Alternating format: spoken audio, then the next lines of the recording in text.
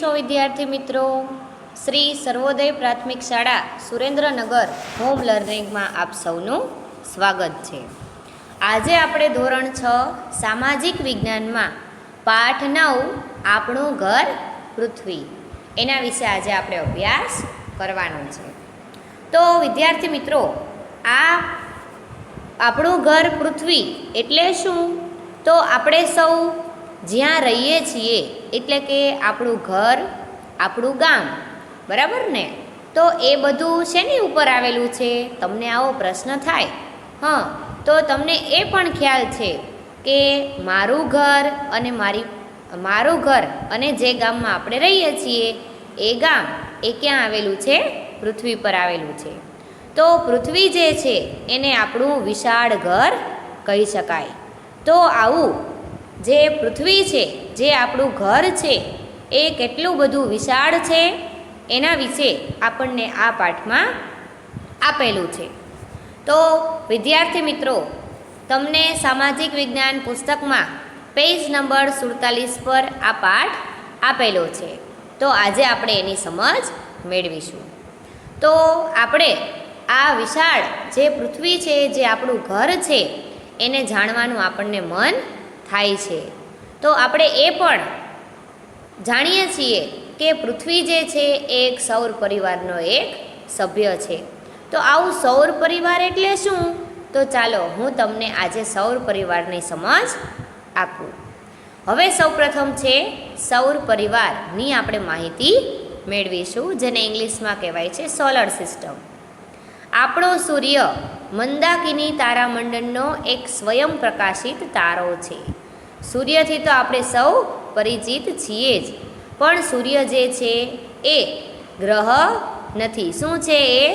મંદાકિની એવું તારામંડળ છે, એમાંનો એક સ્વયં પ્રકાશિત કે જે પોતે જ પ્રકાશિત છે એવો એક તારો છે.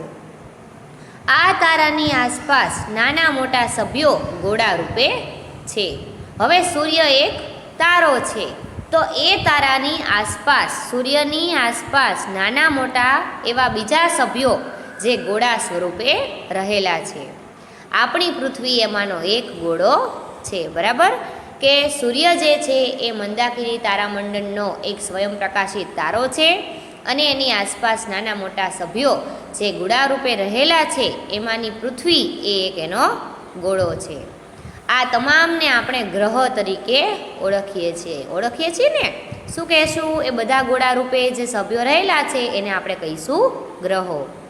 સૂર્યના ગુરુત્વાકર્ષણ અને જે તે ગ્રહના ગુરુત્વાકર્ષણ બળના લીધે આ બધા જ ગ્રહો સૂર્યની આસપાસ વર્તુળાકાર સ્વરૂપે ફરે છે. સૂર્ય જે છે એનું ગુરુત્વાકર્ષણ બળ ખૂબ જ વધારે છે, કે જેથી કરીને આ ગોળા રૂપે જે ફરતા સભ્યો રહેલા છે એના ગુરુત્વાકર્ષણ બળના કારણે એ સૂર્યની આસપાસ ફરે છે. આ ગ્રહોને પોતાનો કોઈ પ્રકાશ નથી. આ જે ગ્રહો છે એ કોઈ સ્વયં પ્રકાશિત છે નહીં, તેથી તે સૂર્ય પાસેથી મળતા પ્રકાશથી તે પ્રકાશે છે.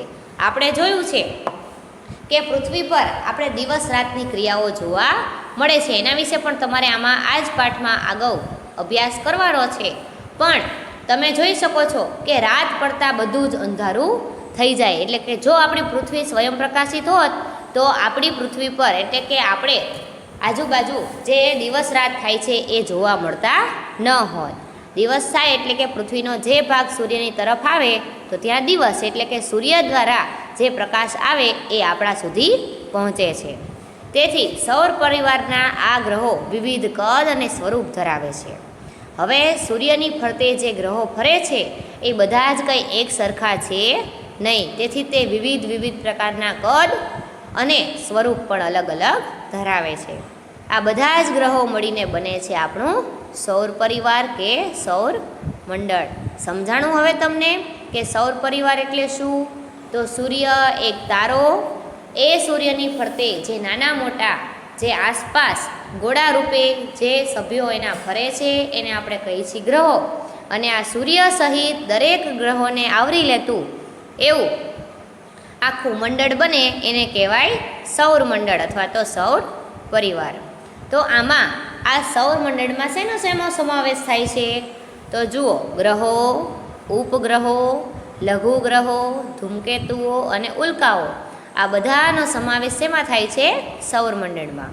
તો હવે ચાલો આપણે આ સૌરમંડળનો પરિચય પણ મેળવીએ. સૌપ્રથમ સૌરમંડળના મુખ્ય સભ્ય તરીકે સૂર્યને આપણે ઓળખીએ. સૌર પરિવારનો મુખ્ય સભ્ય હોય તો સૂર્ય છે, તો તેથી આપણે એની સૌપ્રથમ માહિતી મેળવીશું. સૂર્યને ઇંગ્લિશમાં કહેવાય છે સન. સૂર્યથી આપણે પરિચિત છીએ. આપણે દરેક સૂર્યને જાણીએ છીએ, એના દ્વારા આપણે પ્રકાશ મેળવીએ છીએ.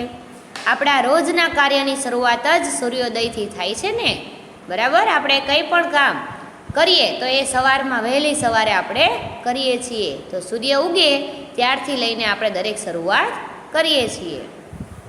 સૂર્ય સન્માનિત તારો છે. આપણે સૌ એને પાણીનો અર્ઘ પણ આપીએ છીએ, સવારમાં સૂર્ય નમસ્કાર પણ કરીએ છીએ. તેથી તે સન્માનિત એવો તારો છે.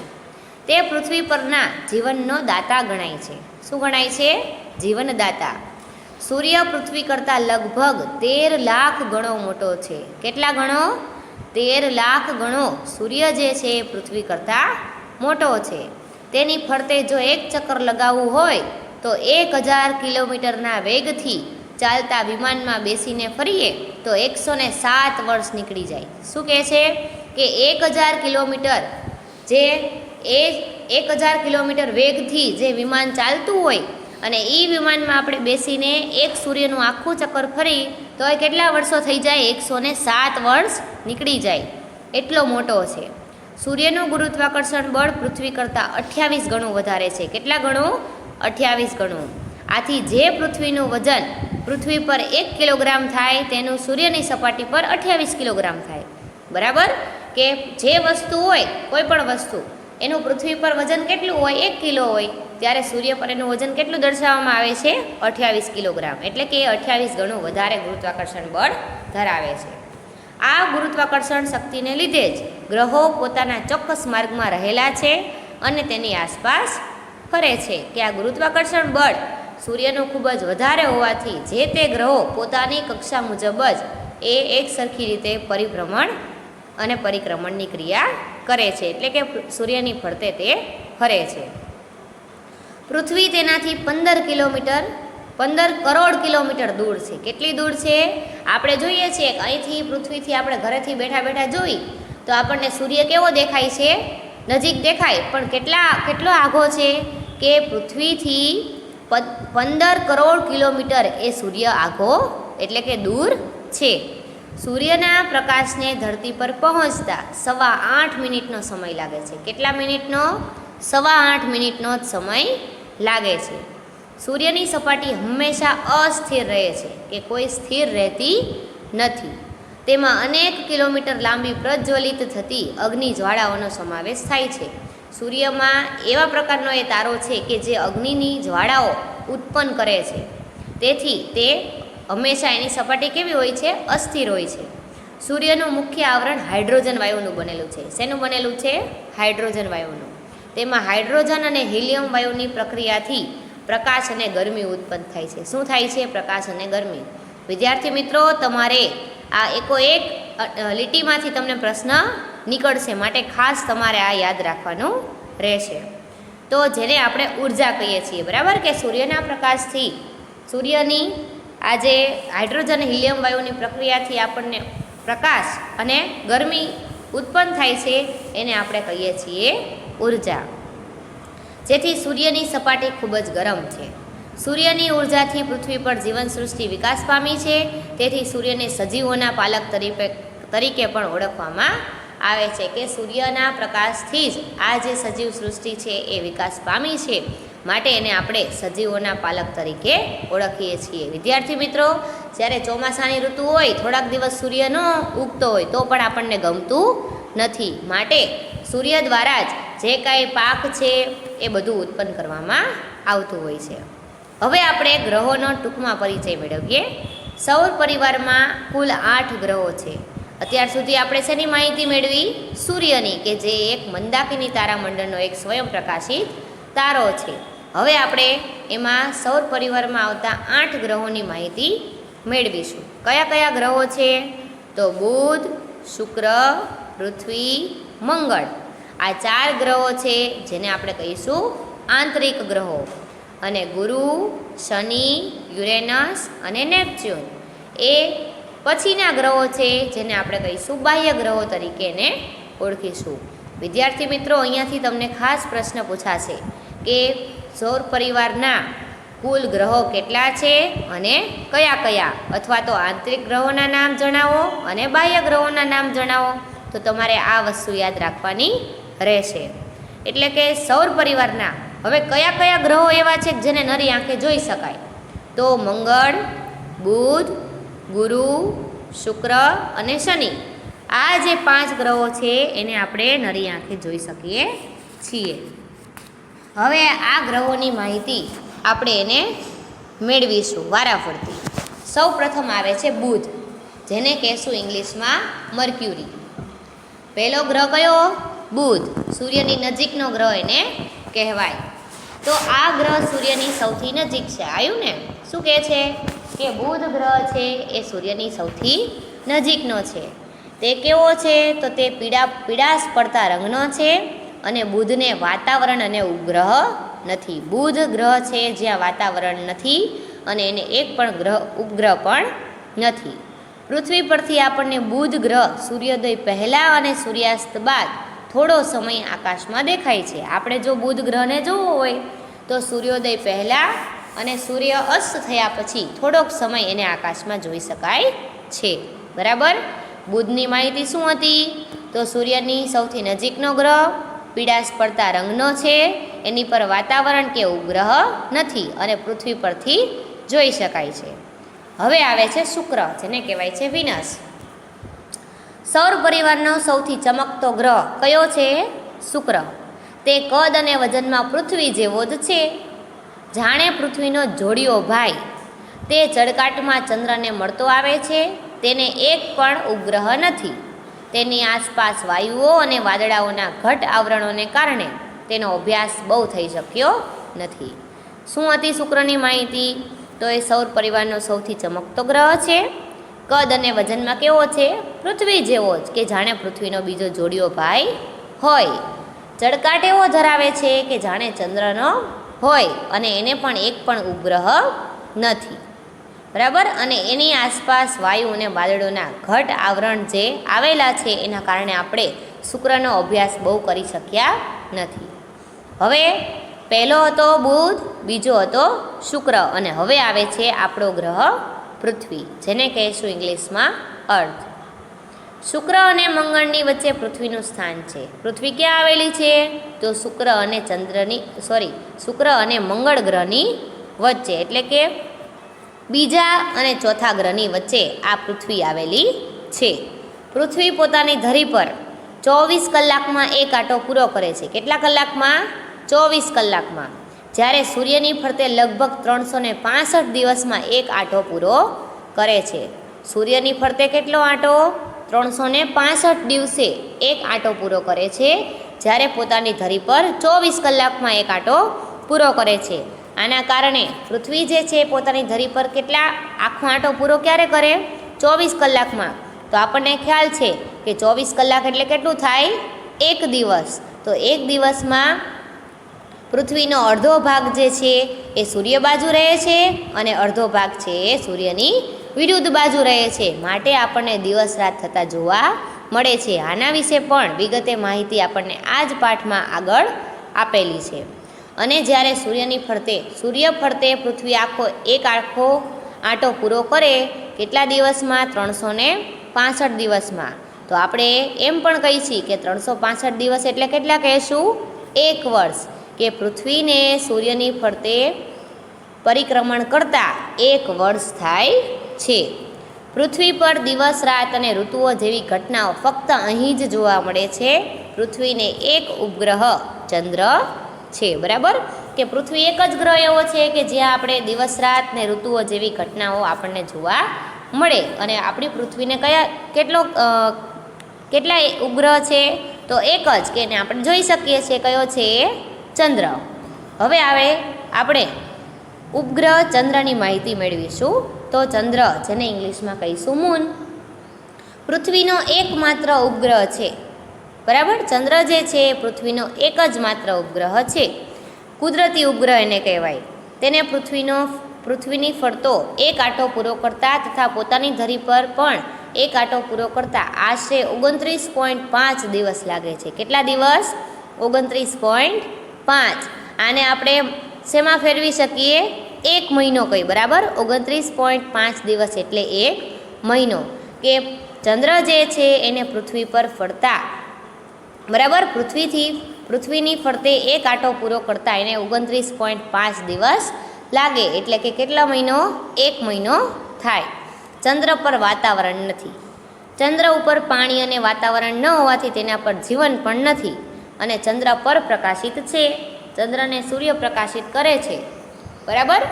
ચંદ્ર જે છે એની પર વાતાવરણ નથી. પાણી અને વાતાવરણ ન હોય તો ત્યાં જીવન પણ ન હોય. તે પરપ્રકાશિત એટલે કે સૂર્યના પ્રકાશથી પ્રકાશિત થાય છે. ચંદ્રની સપાટી ઉપર ઉલ્કાપાત થતા હોવાથી તેની ઉપર ખૂબ મોટા ખાડાઓ પડી ગયા છે.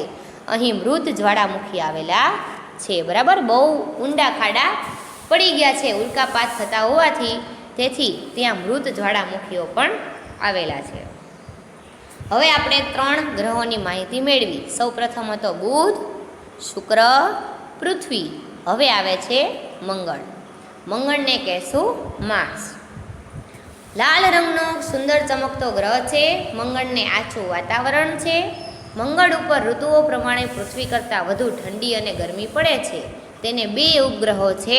વૈજ્ઞાનિકો મંગળ પર જીવસૃષ્ટિ વિકસાવવાના પ્રયત્નો કરી રહ્યા છે. શું કીધું? કે મંગળ જે છે લાલ રંગનો સુંદર એવો ચમકતો ગ્રહ છે. ત્યાં વાતાવરણ છે પણ કેવું? આછું. એની ઉપર ઋતુઓ જે છે એ પૃથ્વી કરતાં, આપણે શિયાળામાં ઠંડી વાય અને ઉનાળામાં ગરમી થાય, પણ એથી આ મંગળ જે ગ્રહ છે એની ઉપર પૃથ્વી કરતાં વધારે ઠંડી અને ગરમી પડે છે. એને 2 ઉપગ્રહો છે અને વૈજ્ઞાનિકો આ મંગળ ગ્રહ પર જીવસૃષ્ટિ વિકસાવવા માટે હાલ હજી પ્રયત્નો કરી રહ્યા છે. હવે છે ગુરુ, જેને કહેવાય જ્યુપિટર. ગુરુ આછો પીળાશ પડતો સફેદ રંગનો ગ્રહ છે. ગુરુની આસપાસ વાયુઓનું વાતાવરણ આવેલું છે. આ ગ્રહ ખૂબ જ ઠંડો હશે એવું મનાય છે. શું કીધું? કે આછો પીળાશ પડતો સફેદ એવો આ ગ્રહ છે અને એની ફરતે વાયુનું વાતાવરણ આવેલું છે, કે જેથી આપણે કહી શકીએ કે ગ્રહ કેવો છે? ઠંડો. તે સૌરમંડળનો સૌથી મોટો ગ્રહ છે, બરાબર. સૌથી મોટો ગ્રહ છે માટે એને આપણે કહેવાય ગુરુ. ગુરુને 79 ઉપગ્રહો છે. કેટલા ઉપગ્રહો? 79. જેમાં પણ વૈજ્ઞાનિકોમાં મતાંતર જોવા મળે છે. આ મોટા ભીમકાય ગ્રહને દૂરબીનથી જોતા ટપકાવાળી સપાટી મનોહર લાગે છે. આ ગ્રહ છે એ થોડોક પૃથ્વીથી દૂર આવેલો છે, કે જેથી એને દૂરબીનની મદદથી જોઈએ તો ટપકાવાળી સપાટી જોવા મળે છે, બરાબર. હવે આવે છે શનિ, જેને કહેશું સેટર્ન. સૌર પરિવારમાં ગુરુ અને યુરેનસની વચ્ચે આવેલો ગ્રહ છે. ગુરુ પછીનો મોટો ગ્રહ છે. નીલા રંગના તેજસ્વી વલયોથી સુંદર લાગે છે. વલયોના કારણે તે જુદો તરી આવે છે. તમે આકૃતિમાં જોઈ શકો છો. જુઓ, શનિ ગ્રહ છે એની ફરતે વલયો આવેલા છે. તો આ જે સૌર પરિવારમાં ગુરુ અને યુરેનસ વચ્ચે આવતો ગ્રહ શનિ છે, એ ગુરુ પછીનો સૌથી મોટો ગુરુ અને એના પછીનો બીજો નંબર હોય તો એ છે શનિ. નીલા રંગનો તેજસ્વી વલયો દ્વારા આ જે ગ્રહ છે એ સુંદર લાગે છે. વલયોના કારણે તે અલગ તરી આવે છે, કે એને જોતાં જ આપણે કહી શકીએ કે આ ગ્રહ કયો છે? શનિ.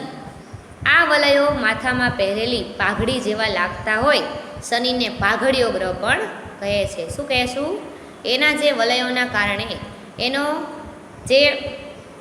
એને જાણે માથામાં પાઘડી પહેરેલી હોય એવો દેખાય છે, માટે એને પાઘડીયો ગ્રહ પણ કહેવાય. તમને પ્રશ્ન કરાય, પ્રશ્ન પૂછે કે પાઘડીયો ગ્રહ કયા ગ્રહને કહેવામાં આવે? તો શનિને. શનિને 62 કરતાં વધારે ઉપગ્રહ છે અને સૂર્યથી દૂર હોવાના કારણે તેની સપાટીનું તાપમાન ઓછું છે, બરાબર. એ પણ ઠંડો ગ્રહ છે એવું કહેવાય. અને એને કેટલા ઉપગ્રહ છે? 62 કરતાં પણ વધારે. હવે આવે છે યુરેનસ. તો યુરેનસ એને ઇંગ્લિશમાં પણ યુરેનસ કહેવાય. પૃથ્વીથી એટલો દૂર છે કે તે સામાન્ય દૂરબીનથી દેખાતો નથી. યુરેનસ ગ્રહને આપણે જોવો હોય તો એ કોઈ સામાન્ય દૂરબીનથી આપણે જોઈ શકતા નથી. ત્યાં સૂર્યનું તેજ પણ આછી ચાંદની જેવું લાગે છે. સૂર્યનો પ્રકાશ પણ સહેજ આછી એવી આછો હોય એવું જોવા મળે. વિલિયમ હર્શલ અંડરલાઇન, અહીંયા તમને ખાસ પ્રશ્ન પૂછાય કે આ ગ્રહની શોધ કયા ખગોળશાસ્ત્રીએ કરેલી? તો વિલિયમ હર્શલ નામના ખગોળશાસ્ત્રીએ ક્યારે કરી? 1781માં આ ગ્રહની શોધ કરેલી. અને આ ગ્રહ ખૂબ જ ઠંડો છે. બરાબર. તો આ હતી યુરેનસની માહિતી. હવે આપણે જોઈએ નેપચ્યુન. આ ગ્રહ લીલા રંગનો છે. કેવા રંગનો? લીલા રંગનો. તેના વાતાવરણમાં મિથેન નામનો ઝેરી વાયુ છે અને આ ગ્રહ પર પણ પૃથ્વીની જેમ ઋતુ પરિવર્તન થતું જોવા મળે છે. બરાબર. લીલા રંગનો ગ્રહ છે, એના વાતાવરણમાં મિથેન નામનો ઝેરી વાયુ આવેલો છે અને તેની પર પૃથ્વીની જેમ જ ઋતુ પરિવર્તન થતો જોવા મળે છે.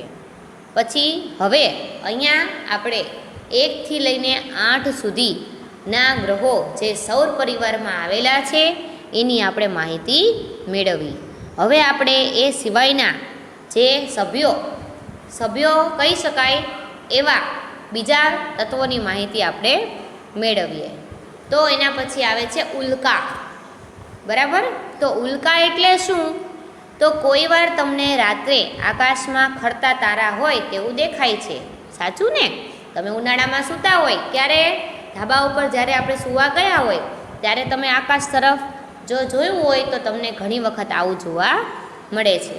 તો હકીકતમાં તારા ખરતા જ નથી. શું તારા હોય એ ખરતા નથી. આકાશમાં ફરતા પથ્થરના નાના નાના ટુકડા અથવા તો ગ્રહોના નાના ભાગો જેને ઉલ્કા તરીકે ઓળખવામાં આવે છે.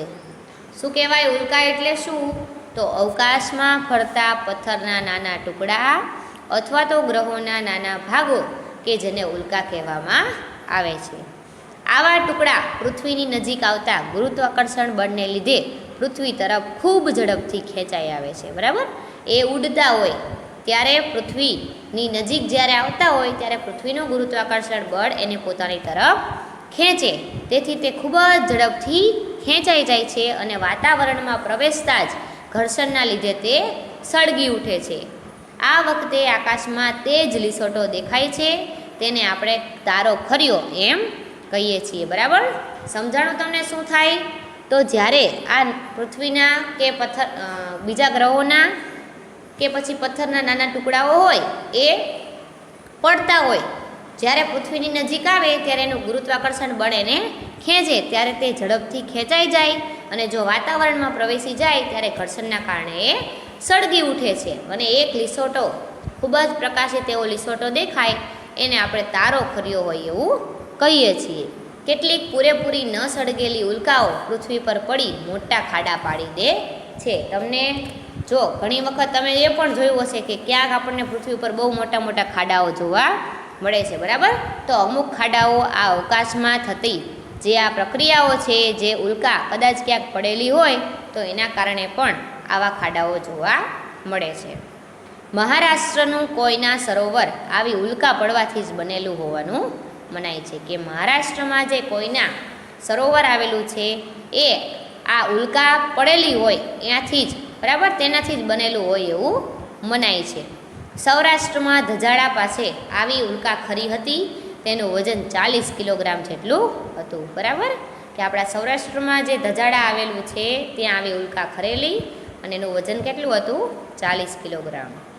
આ હતી ઉલ્કાની માહિતી. હવે આપણે જોઈએ નક્ષત્રો. વિશાળ અર્થમાં કોઈ પણ તારાઓનો સમૂહ અથવા તો એકલો તારો પણ નક્ષત્ર કહેવાય. શું કહેવાય? કે કોઈ તારાઓનો સમૂહ અથવા તો કોઈ એકલો તારો એને આપણે કહેશું નક્ષત્ર. કેટલાક તારાઓના સમૂહને કારણે તેનો ચોક્કસ આકાર તૈયાર થયો છે. અમુક તમે જોયું હોય રાત્રે આકાશમાં તો તમને જે તારાઓ ગોઠવાયેલા હોય તો તમને એમાં પણ કંઈક નવા નવા આકારો જોવા મળે છે. તો ક્યારેક હંસ જેવો તો ક્યારેક ગરુડ જેવો દેખાય છે.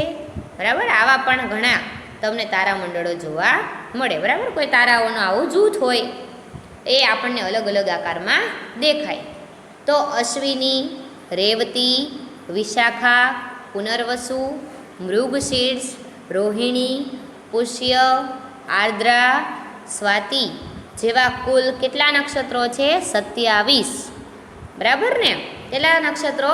27 નક્ષત્રો છે.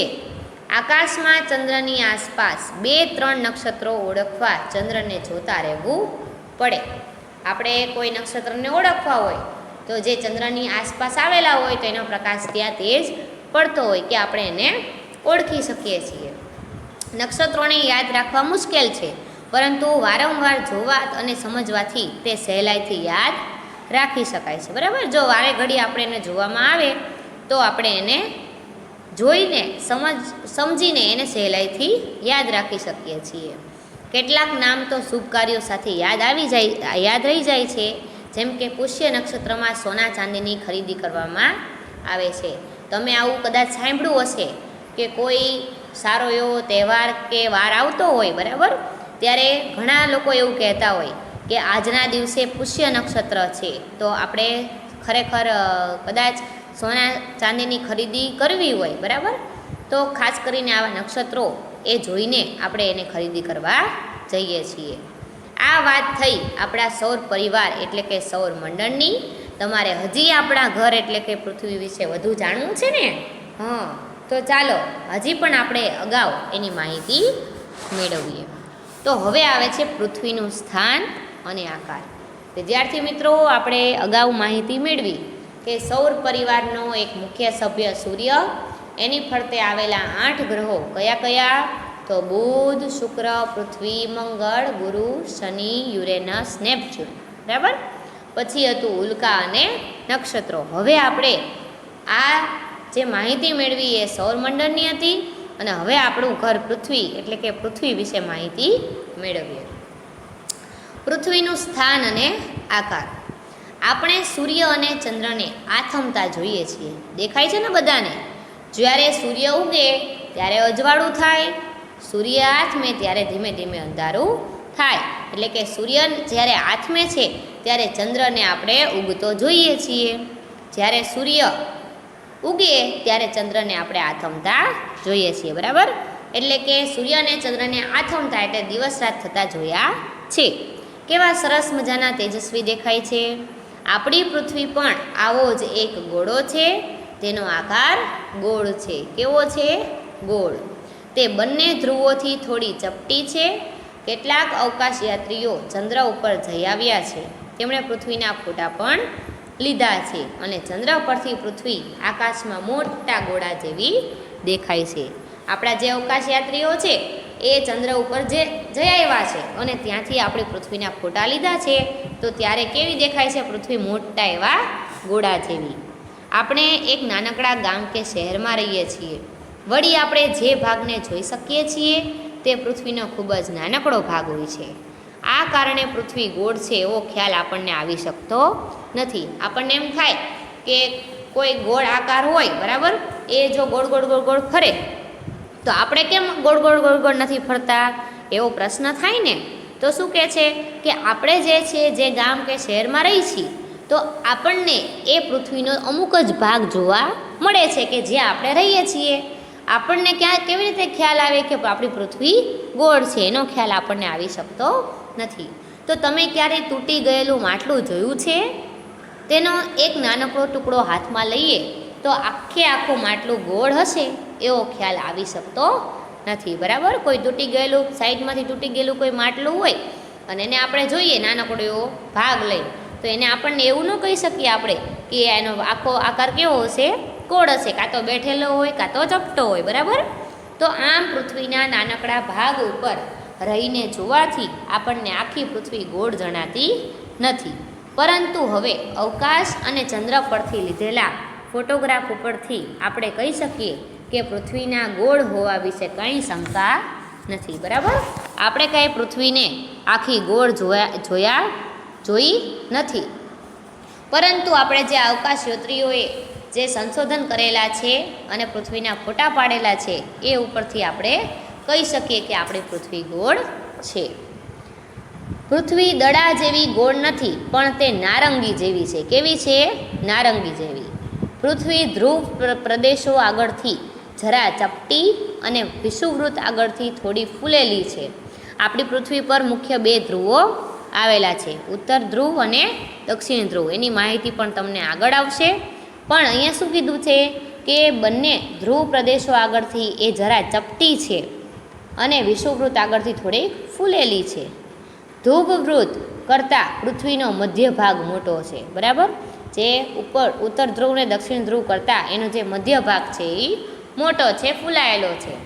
આપણે તો હવે પૃથ્વીનું ઘનફળ અને વજન પણ જાણી શક્યા છીએ. બરાબર, હાલ એટલા બધા સંશોધન થઈ ગયા છે કે આપણે પૃથ્વીનું ઘનફળ અને એનું વજન પણ જાણી શકીએ છીએ. પૃથ્વીનો અભ્યાસ કરવા માટે પૃથ્વીના ગોળાનો સાધન તરીકે ઉપયોગ કરવામાં આવે છે. તેની ઉપર દુનિયાનો નકશો દોરેલો હોય છે. બરાબર, આપણે પૃથ્વીના ગોળાની મદદથી એને ઓળખી શકીએ છીએ કે એની ઉપર એક દુનિયાનો આખો નકશો દોરેલો હોય છે. તેમાં ભૂમિખંડો, મહાસાગરો તથા મહત્ત્વના વૃત્તોના નામ લખેલા હોય છે. બરાબર, આ બધું આપણને પૃથ્વીના ગોળા ઉપર જોવા મળે છે. પૃથ્વીનો ગોળો એ પૃથ્વીની નાની પ્રતિકૃતિ છે. કે શું છે? નાની એવી પ્રતિકૃતિ, એટલે કે એને નાનું સ્વરૂપ આપવામાં આવેલું છે. પૃથ્વીના ગોળા ઉપર તમે ઉત્તર ધ્રુવ અને દક્ષિણ ધ્રુવ બતાવી શકશો? પૃથ્વીના ગોળા પરથી પૃથ્વી એક તરફ નમેલી છે તે જાણી શકશો. બરાબર, હવે એ કરવા માટે આપણે પૃથ્વીને 4 જે દિશાઓ છે એમાં વહેંચવી પડે, તો જ આપણે આ વસ્તુ એટલે કે તેને આપણે દર્શાવી શકીએ. હવે આ હતી પૃથ્વીનું સ્થાન, ક્યાં આવેલું છે અને એનો આકાર કેવો છે. હવે આવે છે ધ્રુવનો તારો, પોલ સ્ટાર. આકાશમાં એક તારો એવો છે જે હંમેશા આકાશમાં એક જ દિશામાં એક જ સ્થળે દેખાય છે. બીજાઓ તારા આપણે જોઈએ તો એનું સ્થાન પણ અલગ અલગ હોય. અમુક તારા એવા હોય છે જે ઝબૂકતા હોય છે. બરાબર, તો આ ધ્રુવનો તારો જે છે માત્ર એક જ એવો તારો છે કે જે એક જ દિશામાં અને એક જ સ્થળે એ દેખાય. તો પછી એ તારાને શોધવો, ઓળખવો કઈ રીતે?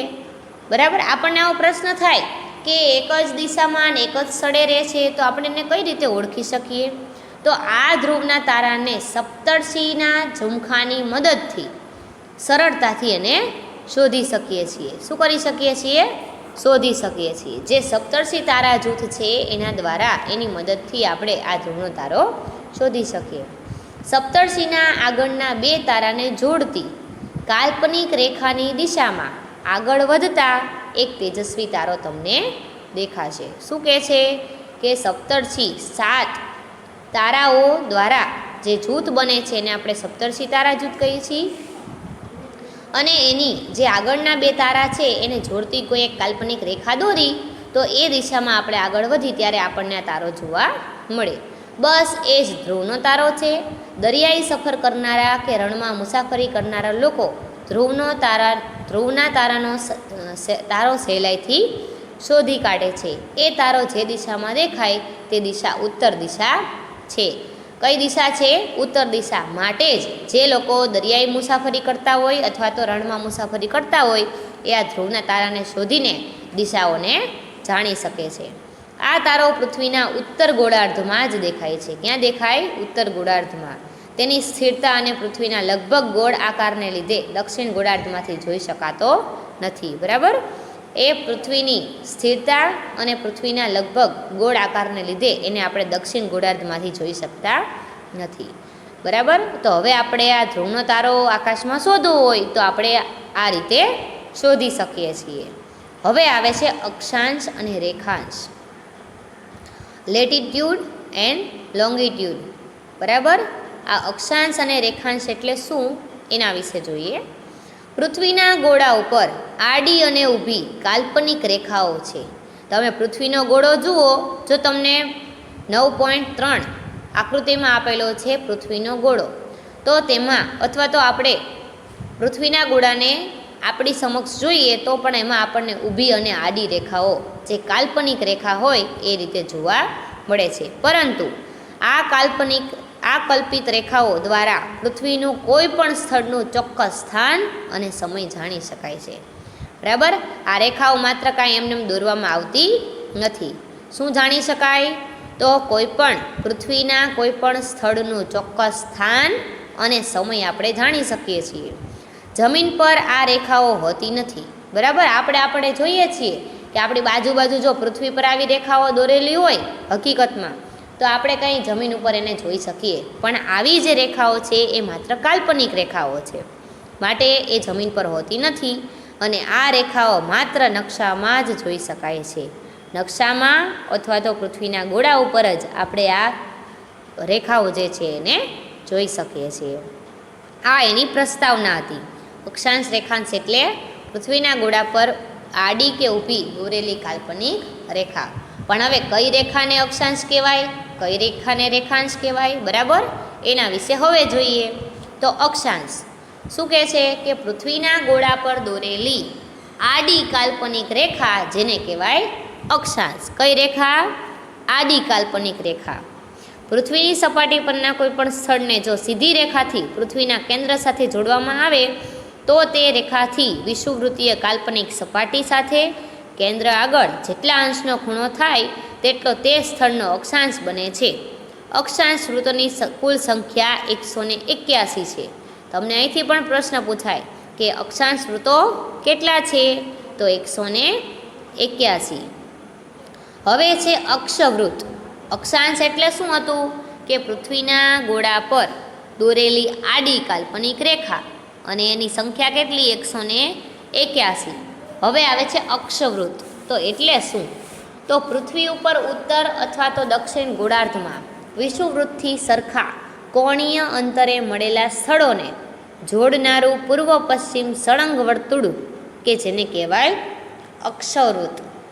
હવે શું કહે છે કે પૃથ્વી જે છે એ ઉત્તરથી દક્ષિણ ગોળાર્ધમાં જે વિષુવવૃત્તથી સરખા કોણીય અંતર, બરાબર, કે સરખો કોણ થતો હોય તો એ જે મળેલું જે સ્થળ છે અને એ સ્થળ પૂર્વ કે પશ્ચિમથી સળંગ વર્તુળમાં હોય એને કહેવાય અક્ષવૃત્ત. એટલે કે અડધી પૃથ્વી આખી એમાં આવી જાય, કે જે ઉત્તર દક્ષિણથી લઈને પૂર્વ પશ્ચિમ સુધી એના ભાગ પડતા હોય એને કહેવાય અક્ષવૃત્ત. હવે આવે છે રેખાંશ. તો પૃથ્વીના ગોળા ઉપર દોરેલી ઊભી કાલ્પિત રેખા. અક્ષાંશ એટલે આડી કાલ્પનિક રેખા અને જ્યારે રેખાંશ એટલે ઊભી કાલ્પનિક રેખા. રેખાંશ ધ્રુવ પાસે એકબીજાને મળે છે. ધ્રુવ તરફ જતાં આ રેખાઓ એકબીજાની નજીક આવતી જાય છે. જુઓ, તમે જોઈ શકો છો 9.6માં તમે ઉપર ઉત્તર ધ્રુવ અને દક્ષિણ ધ્રુવમાં જોઈ શકો છો કે જે ઊભી કાલ્પનિક રેખાઓ જે છે એ ઉપરની તરફ ધ્રુવ તરફ એ એકબીજાની નજીક આવતી જાય છે. કુલ રેખાંશ વૃત્તની સંખ્યા 360 છે. કેટલી છે? 360, જેમાં 0 અંશ રેખાંશ અને 180 અંશ રેખાંશ મહત્વના છે, ઉપર અને નીચેના. બરાબર, આ બંને જે રેખાંશ છે એ ખૂબ જ મહત્વના છે. હવે જેમ અક્ષાંશ વૃત્તમાં અક્ષવૃત્ત આવ્યું એવી જ રીતે રેખાંશ વૃત્તમાં રેખાવૃત્ત આવશે. પૃથ્વીની ધરીથી મૂળ રેખાવૃત્તની કાલ્પનિક સપાટી સાથે પૃથ્વી સપાટીએ સરખા કોણાત્મક અંતરે આવેલા સ્થળોને જોડનારી ઉત્તર દક્ષિણ સળંગ રેખાને રેખાવૃત્ત કહેવાય. તો આ રેખાવૃત્ત એટલે એને જો આપણે સરળ રીતે સમજવું હોય તો આપણે કહી શકીએ કે ઉપરની તરફથી અર્ધવર્તુળ એટલે કહેવાય રેખાવૃત્ત. અને જે પૃથ્વીના બે સરખા ભાગ કરતું હોય વચ્ચેથી એને કહેવાય અક્ષાંશ વૃત્ત. બરાબર, તો હવે આ જે રેખાંશ જે છે અને એની સાથે આ રેખાવૃત્ત. તો ઊભી રેખાવૃત્ત એટલે ઊભી તરફથી અર્ધવર્તુળ અને અક્ષવૃત્ત એટલે આડી તરફથી આડી રેખાથી અર્ધવર્તુળ. આ રીતે એને ઓળખી શકાય. પૃથ્વીની સપાટી પર મધ્યમાં એક આડી રેખા દોરેલી છે તે જુઓ. બરાબર, જો તમે આકૃતિમાં જોઈ શકો છો 9.7માં કે પૃથ્વીની સપાટી પર મધ્યમાં એક આડી દોરેલી રેખા આપણને જોવા મળે છે. તે રેખા વિષુવવૃત્ત છે. કઈ છે? વિષુવવૃત્ત. વિષુવવૃત્ત પૃથ્વીના બે સરખા ભાગ કરે છે. એટલે કે પૃથ્વીની એક્ઝેક્ટ વચ્ચે જ આવેલી આ રેખા છે જે પૃથ્વીના બે સરખા ભાગ કરે છે. વિષુવવૃત્તથી ઉપરનો એક ભાગ એ ઉત્તર ગોળાર્ધ અને દક્ષિણ તરફનો ભાગ એ દક્ષિણ ગોળાર્ધ. ઉપરનો ભાગ હોય બરાબર, વિષુવવૃત્તથી ઉપરનો ભાગ એને ઉત્તર ગોળાર્ધ કહીશું અને નીચેનો ભાગ એને કહેવાય દક્ષિણ ગોળાર્ધ. આમ ઉત્તર તરફના ઉત્તર અક્ષાંશ અને દક્ષિણ તરફની રેખાઓ દક્ષિણ અક્ષાંશ તરીકે ઓળખાય છે. વિષુવવૃત્તથી ઉત્તરે, ઉત્તરની બાજુ આપણે વિષુવવૃત્તથી ઉત્તર ગોળાર્ધ તરફ જઈ તો 23.5 અંશે કર્કવૃત્ત આવેલું છે અને વિષુવવૃત્તથી દક્ષિણે એટલા જ માપે 23.5 અંશે દક્ષિણ અક્ષાંશ રેખાને મકરવૃત્ત કહે છે. તમે આકૃતિમાં જુઓ છો કે વિષુવવૃત્તથી ઉત્તર બાજુ 23.5 અંશે કયું વૃત્ત આવેલું છે? કર્કવૃત્ત. અને વિષુવવૃત્તથી દક્ષિણ તરફ 23.5 અંશે મકરવૃત્ત આવેલું છે. તો આ જ પ્રમાણે વિષુવવૃત્તથી ઉત્તરે 66.5 અંશ ઉત્તર અક્ષાંશ રેખાને ઉત્તર ધ્રુવ વૃત્ત અને વિષુવવૃત્તથી દક્ષિણ 66.5 અંશ દક્ષિણ અક્ષાંશ રેખાને દક્ષિણ ધ્રુવ વૃત્ત કહે છે. બરાબર, કર્કવૃત્ત અને મકરવૃત્તને ઉત્તર ધ્રુવ વૃત્ત, કર્કવૃત્તને ઉત્તર ધ્રુવ વૃત્ત અને મકરવૃત્તને દક્ષિણ ધ્રુવ વૃત્ત કહી શકાય. વિષુવવૃત્તથી ઉત્તરમાં કર્કવૃત્ત સુધી તેમજ દક્ષિણમાં મકરવૃત્ત સુધી દેખાતી સૂર્યની ગતિને અયન કહે છે. સૂર્ય જે છે એ પૃથ્વીની વચ્ચે છે, એટલે કે વિષુવવૃત્ત પર એનો પ્રકાશ ખૂબ જ વધારે લાગે છે. તો અહીં કર્કવૃત્ત અને મકરવૃત્ત સુધી જે સૂર્યની ગતિ દેખાય એને કહેવાય અયન. તેથી આની વચ્ચેના વૃત્તોને અયન વૃત્તો કહેવાય. કર્કવૃત્તથી મકરવૃત્ત સુધી જે વચ્ચે જે વૃત્તો આવેલા છે એને આપણે કહીશું અયન વૃત્ત. અને સૂર્યની આ ગતિને 6 મહિના જેટલો સમય લાગે છે. પૃથ્વી 66.5 અંશના ખૂણે નમેલી છે. કેટલા અંશે? 66.5 અંશના ખૂણે એ નમેલી છે. આથી સૂર્યના કિરણો કર્કવૃત્ત અને મકરવૃત્ત વચ્ચે લગભગ સીધા પડે છે. બરાબર, એક્ઝેક્ટ વચ્ચે વિષુવવૃત્ત પર સૂર્યના કિરણો તો પડે જ છે, પણ કર્કવૃત્ત અને મકરવૃત્ત વચ્ચે પણ આ જે સૂર્યના કિરણો છે એ સીધા પડે છે. બરાબર, તો વિદ્યાર્થી મિત્રો, આપણે અહીંયા આઈ સુધીનો પાઠ જોયો કે જેમાં આપણે સૌર પરિવાર, સૌર મંડળ કે એમાં મુખ્ય સભ્ય તરીકે સૂર્ય, એ સૂર્યની ફરતે જે નાના જે ગ્રહો ફરે છે એ એના કુલ 8 ગ્રહો, ઉલ્કાઓ, નક્ષત્રો સાથે આપણી પૃથ્વીનું સ્થાન અને એનો આકાર કેવો છે એની માહિતી મેળવી. એ ઉપરાંત આપણે જોયું કે ધ્રુવનો તારો એને ઓળખવો હોય તો કઈ રીતે એને ઓળખી શકાય, અક્ષાંશ એટલે શું, રેખાંશ એટલે શું, અને પૃથ્વી પર જે 2 ધ્રુવો છે, વિષુવવૃત્ત ક્યાં આવેલું છે અને વિષુવવૃત્તથી 23.5 બંનેમાં જે ઉપરની તરફ હોય તો કર્કવૃત્ત અને નીચેની તરફ હોય તો મકરવૃત્ત, આવી રીતે વૃત્તો આવેલા છે. એ સિવાયનો ભાગ જે કર્કવૃત્તની ઉપર છે એને કહેવાય ઉત્તર ધ્રુવ વૃત્ત અને મકરવૃત્ત પછીનો જે ભાગ છે એ દક્ષિણ ધ્રુવ વૃત્ત. એટલી માહિતી આપણે અહીંયા આ પાઠમાં મેળવી.